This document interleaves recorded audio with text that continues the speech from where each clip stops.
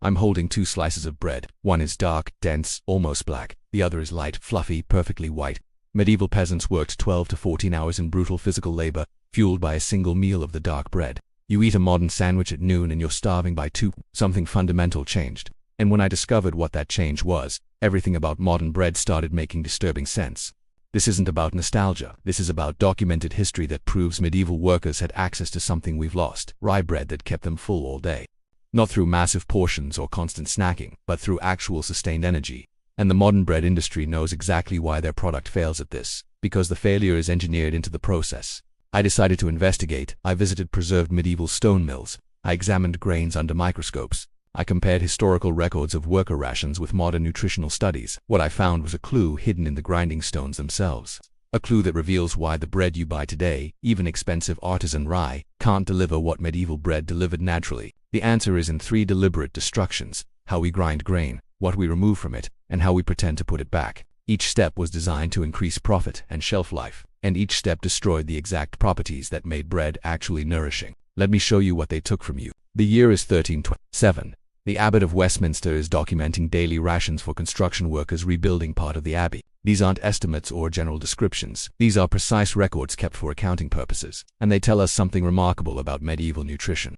Each worker received 900 grams of rye bread for breakfast. That's about 2 pounds one meal. And that single meal sustained them through 8 to 12 hours of physical labor that would destroy most modern people in 2 hours. Stone cutting, timber hauling, scaffold building. This wasn't light work.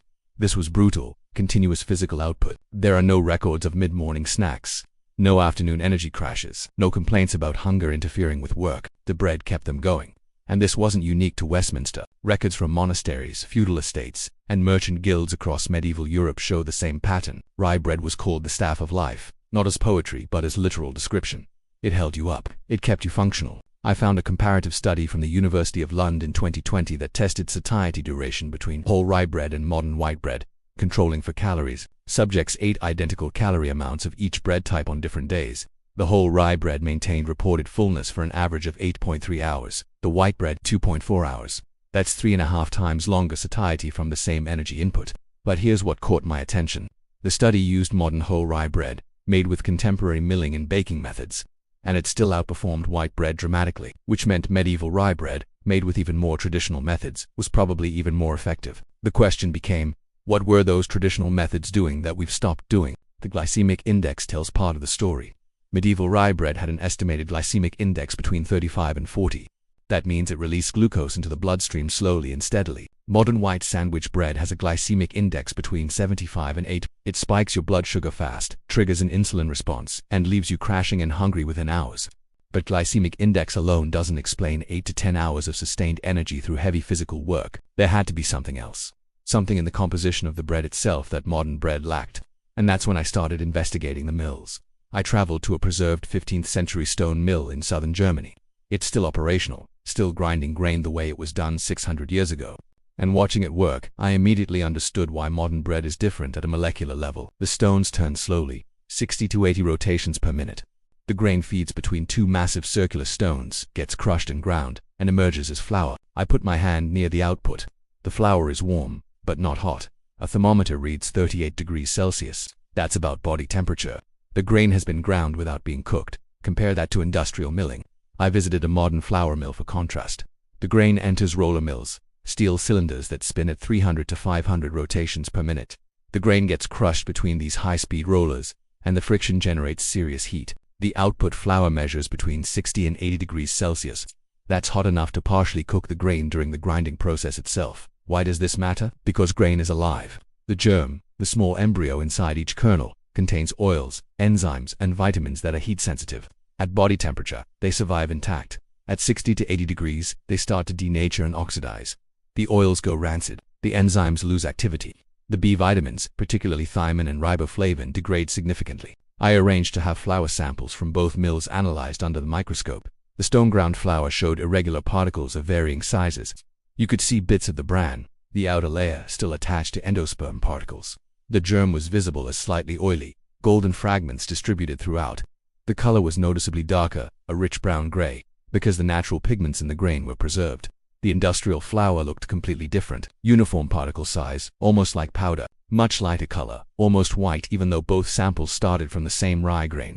And most tellingly, no visible germ fragments. The germ had been separated out during the high-speed milling process. A study in the Journal of Cereal Science from 2019 measured nutrient retention in stone ground versus roller-milled flour. Stone ground flour retained 82% of the original vitamin E content of the grain. Roller-milled flour retained 23%. Vitamin E is fat-soluble and concentrated in the germ. It's also highly sensitive to heat and oxidation. The industrial process was destroying it before the flour even reached a bakery. But here's what really matters for satiety. The germ contains about 80% of the grain's healthy fats and a significant portion of its soluble fiber.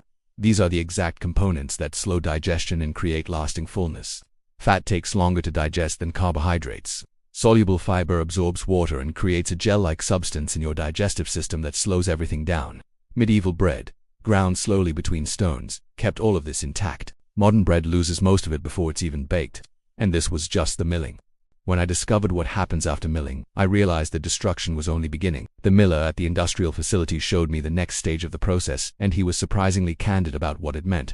He called it refinement. I'd call it nutritional robbery. After the grain is milled, it goes through a series of sifters and separators. These mechanical systems use vibration and airflow to separate the flour into components. The lightest, finest particles, mostly endosperm, go one direction. The heavier bran particles go another direction. The germ, because it contains oil and is slightly sticky, gets separated into a third stream. The endosperm stream becomes refined flour. The bran gets sold as animal feed or fiber supplements. The germ gets sold to health food companies or used for germ oil. The same grain that arrived at the mill intact leaves as 3 separate commercial products. And the cheapest, least nutritious part becomes the foundation of most bread. I asked why they separate these components. The answer was pure economics. Whole grain flour, with the germ included, has a shelf life of 2 to 3 months before the oils start going rancid and the flour develops off flavors. Refined flour, just the endosperm, lasts 1 to 2 years on the shelf with no quality loss. For an industry built on warehousing and distribution, that difference is billions of dollars in reduced waste and logistics costs. But let's look at what's being removed. I compared a whole rye grain with refined rye flour nutritionally. The whole grain contains 15 grams of fiber per 100 grams, 12 grams of protein, substantial amounts of B vitamins including B1, B2, B3, B5, and B6, plus meaningful quantities of magnesium, zinc, iron, and selenium. The refined flour, 3 grams of fiber per 100 grams, 8 grams of protein, and the B vitamins are largely gone, along with most minerals. What remains is primarily starch with some protein. It's not bread anymore, it's delivery system for simple carbohydrates. A study in the British Journal of Nutrition from 2017 tracked satiety in subjects eating meals based on whole grains versus refined grains over a 6-week period. The whole grain group reported feeling satisfied for an average of 6 hours longer per day than the refined grain group. Over a week, that's 42 additional hours of not being hungry. Over a month, that's 180 hours. Think about what that means for snacking, overeating, and weight management. Medieval workers weren't constantly hungry because their bread contained everything the grain offered. Modern workers struggle with constant hunger because their bread is deliberately stripped of the components that create satiety. The industry removed fiber and fat, the 2 things that make you feel full, because those same things make flour expire faster. And here's the insult that made me genuinely angry. After removing all of this, they add some of it back synthetically and call the result enriched. That word, enriched, is one of the most cynical pieces of marketing in the food industry. Let me explain why. Before we continue, drop a comment and tell me, have you ever noticed that you can eat half a loaf of modern bread and still feel hungry, but one slice of dense dark rye fills you up for hours? Have you experienced that difference? Let me know, because what I'm about to show you explains exactly why that happens at a biochemical level. And if this investigation is making sense so far, hit subscribe. Next week we're uncovering why medieval honey never spoils while supermarket honey crystallizes in weeks. When the industry removes 20 to 30 different nutrients from grain, then adds back 5 to 8 synthetic vitamins, they call it enrichment. Enriched flour, fortified bread, the labels make it sound like they've improved on nature. But when you understand how nutrients actually work in your body, you realize it's theater. Natural vitamin E in wheat germ exists as a complex of 8 different compounds called tocopherols and tocotrienols. They work your body recognizes and absorbs this complex efficiently because you evolved eating seeds and grains that contained it. Synthetic vitamin E added to enriched flour is usually alpha tocopherol only, a single isolated compound. A study in the American Journal of Clinical Nutrition from 2018 found that bioavailability of synthetic alpha tocopherol is approximately 50% lower than natural vitamin E complex from whole grain. The same pattern repeats with B vitamins. In whole grain, B vitamins exist in complexes with cofactors, other compounds that help your body absorb and use them. Thiamine comes with phosphates. Riboflavin comes with enzymes that activate it. Your body knows how to process these natural complexes because that's what food has always been. Enriched flour contains synthetic thiamine mononitrate and synthetic riboflavin. These are isolated chemical compounds created in laboratories, added to flour in precise measured amounts. Your body can use them, but not as efficiently. It's like the difference between being given a complete toolkit versus being given individual screwdrivers and being told to build something complex. I found research where laboratory rats were fed 3 different diets with identical calorie counts. Group 1 got whole grain rye flour. Group 2 got refined flour enriched with synthetic vitamins to match the nutritional panel of whole grain. Group 3 got refined flour with no enrichment. After 8 weeks, Group 1 showed 40% higher energy levels in activity tests and 35% longer satiety duration compared to Group 2. Group 2 performed only marginally better than Group 3. The enriched flour, despite looking nutritionally equivalent on paper, didn't deliver equivalent results in living organisms. Because nutrition isn't just about individual compounds. It's about how those compounds exist together, how they interact, how they're packaged in the food matrix. A food chemist I interviewed put it perfectly: taking a grain apart, throwing away 90% of what makes it nutritious, then adding back a few synthetic vitamins is like disassembling a Swiss watch, discarding most of the parts, replacing some parts with generic components, and being surprised when it doesn't keep time properly. Medieval millers didn't enrich flour because they didn't refine it in the first place. The whole grain, with all its components intact, went into the bread. The vitamins, minerals, fibers, and fats worked together the way nature designed them to work, and people thrived on it. But there's one more component that made medieval rye bread uniquely effective. And this is where the story gets even more interesting, because it involves time and bacteria. Rye has a problem. It contains high levels of phytic acid, a compound that binds to minerals like iron, zinc, and magnesium, preventing your body from absorbing them. Eat unfermented rye and you're consuming those minerals, but your body can't access them. The phytic acid holds them captive. This is called an antinutrient, something in food that blocks nutrition rather than providing it. Medieval bakers solved this problem without knowing the chemistry. They fermented their rye bread for 2 to 3 days using sourdough cultures that had been maintained in bakeries for generations. These cultures contained specific bacteria and wild yeasts that thrived on rye. What I discovered is that these microorganisms produce an enzyme called phytase. Phytase breaks down phytic acid. The longer the fermentation, the more phytic acid gets degraded, and the more minerals become bioavailable. It's elegant biological engineering, discovered through trial and error over centuries. A study in the Scandinavian Journal of Nutrition from 2016 measured iron absorption from rye bread, fermented for different durations. Bread fermented for just 2 hours showed minimal iron absorption, only about 15% of the iron content actually entering the bloodstream. Bread fermented for 72 hours showed iron absorption of 51%. That is a 340% increase in how much iron your body actually gets from the same amount of bread. I had samples of rye grain tested for phytic acid content at different stages. Raw rye grain measured 980 milligrams of phytic acid per 100 grams after 72 hours of fermentation with a traditional rye culture. The same grain measured 120 milligrams per 100 grams. The fermentation consumed 87% of the phytic acid. But here's what makes this particularly relevant to medieval diets. In Northern Europe and Slavic regions where rye was the dominant grain, people developed highly specialized sourdough cultures over centuries. German Sauerteig, Scandinavian Surdig, Polish Zakwas. These weren't just generic sourdough starters, they were specific bacterial and yeast communities optimized for rye fermentation. I managed to obtain samples of traditional rye cultures from bakeries that have maintained them for over a century. Genetic analysis showed they contained lactobacillus strains that are rare or absent in wheat-based sourdough cultures. These particular bacteria are exceptionally good at producing phytase and breaking down the complex carbohydrates in rye that can cause digestive issues. Think about what this means. People living in cold climates where only rye would grow reliably needed to extract maximum nutrition from that grain. Over centuries, they developed fermentation cultures that unlocked minerals, broke down antinutrients, and made the bread digestible and nourishing. This wasn't primitive trial and error. This was sophisticated biotechnology refined through generations of observation and practice. Modern industrial rye bread ferments for 2 to 3 hours using commercial yeast. That's not enough time to significantly reduce phytic acid. You eat the minerals, but you don't absorb them. You get the calories, but you miss the micronutrients that make those calories actually fuel your body properly. And you wonder why you're tired all the time despite eating fortified, enriched, nutritionally complete foods. The medieval approach was radically different. Stone mill the grain slowly to preserve heat-sensitive nutrients. Keep the entire grain intact so nothing is lost. Ferment for days to break down antinutrients and make minerals accessible. The result wasn't just bread, it was optimized nutritional technology. And that's what you've lost. not because better methods were discovered, but because slower methods were less profitable. Here's the complete picture.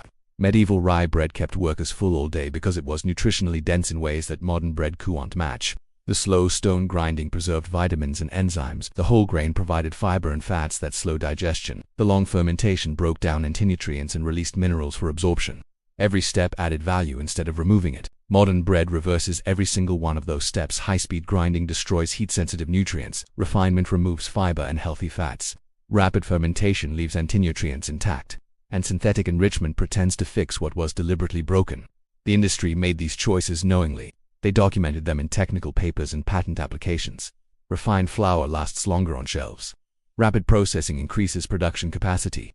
Soft, light bread appeals to consumers who've forgotten what substantial food tastes like. Each decision optimized for profit at the expense of nutrition. You're not failing at eating healthy. The food itself was engineered to fail at nourishing you. And bread is just one example. The same logic applies to most processed grains. Take what nature provides, strip out everything that makes it valuable, add back a few synthetic components, and sell the result as food. But you don't have to accept this. The knowledge isn't lost. Stone mills still exist. Small-scale millers are reviving traditional grain processing. Local bakeries are rediscovering long fermentation. You can find these sources if you know what to look for. Search for stone-ground flour. It's not common in supermarkets, but small mills sell directly or through specialty stores. The difference in color and texture is immediately obvious. It feels alive in a way industrial flour doesn't. Look for whole rye bread that lists fermentation time. Real bakers are proud of their 48 or 72-hour processes. If they don't specify, ask. If they hedge or can't tell you, walk away. Or consider this. You can buy a manual grain mill for $50 to $80. You can buy whole rye berries which last for years in storage because the grain is intact. You can grind fresh flour as you need it and bake your own bread. Medieval peasants did it. You can do it. It's not convenient, but convenience is what got us into this nutritional disaster. The next time you're hungry 2 hours after eating a sandwich, remember this isn't normal. It's not how food is supposed to work. Medieval workers proved that bread can sustain heavy physical labor for 8 to 12 hours. That capacity didn't vanish from grain. It was deliberately removed from the processing. You now understand why modern sandwich bread fails where medieval rye bread succeeded. You know about the temperature of grinding, the removal of germ and bran, the synthetic enrichment that doesn't really work, and the fermentation time that matters for mineral absorption. You have the knowledge that the industry hoped you'd never learn. What's your take on this? Have you ever eaten authentic dense rye bread and noticed the difference in how full you stayed? Are you going to seek out stone-ground flour now, or maybe try baking with whole grains? Drop a comment and let me know your experience. I want to hear if this changes how you think about bread, and subscribe if you haven't already. Next week I'm investigating why medieval honey never spoils, sitting in jars for thousands of years unchanged, while your supermarket honey crystallizes and separates in weeks. The difference is in what they add to honey that shouldn't be there. It's going to make you furious. The bread industry took something that sustained civilization for millennia and turned it into fast-burning fuel that leaves you empty. They did it knowingly. They documented the process. And they profited enormously. But now you know. Now you can choose differently. And that choice matters more than they want you to realize.